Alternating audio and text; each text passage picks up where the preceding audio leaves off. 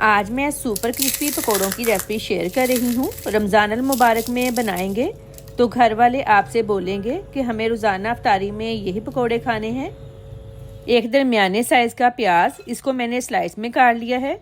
एक दरमियाने साइज़ का आलू लिया है, इसको भी बारीक लंबाई में काट लिया है। आप किसी भी शेप में काट सकते हैं। 1 कप पालक ली है, हाफ कप बंद गोभी। अगर कोई सब्ज़ी इनमें से आपको पसंद ना हो आप स्किप कर सकते हैं। 3 सब्ज़ मिर्चें बारीक कटी हुई, 1 टीस्पून नमक, लाल मिर्च 1 teaspoon, crush chilli 1 teaspoon, half teaspoon अजवाइन मसल कर डालेंगे ताकि फ्लेवर निकल कर बाहर आए।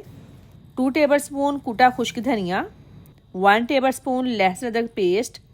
स्पाइसेस आप अपने टेस्ट के हिसाब से कम या ज़्यादा कर सकते हैं। 1 कप मैदा, हाफ कप कॉर्नफ्लोर, 1 टेबलस्पून चावलों का आटा मिक्स कर लें।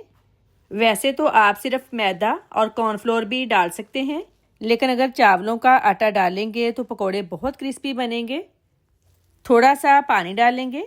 आप लोगों से रिक्वेस्ट है, अगर आपको मेरी रेसिपीज़ पसंद आती हैं तो वीडियो को लाइक और शेयर लाजमी किया करें और चैनल को भी सब्सक्राइब कर दिया करें।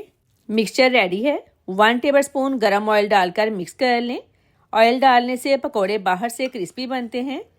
ऑयल गरम हो गया है, फ्राई कर लेंगे। ये पकोड़े इतने क्रिस्पी बनते हैं कि एक खाओगे तो दूसरा खुद ब खुद हाथ में आ जाए। फ्राई हो गए हैं, निकाल लें। आवाज़ से आपको पता चल गया होगा ये कितने क्रिस्पी हैं। बहुत ही मज़े के सुपर क्रिस्पी पकोड़े रेडी हैं। वीडियो को लाइक और शेयर करें। अल्लाह हाफिज़।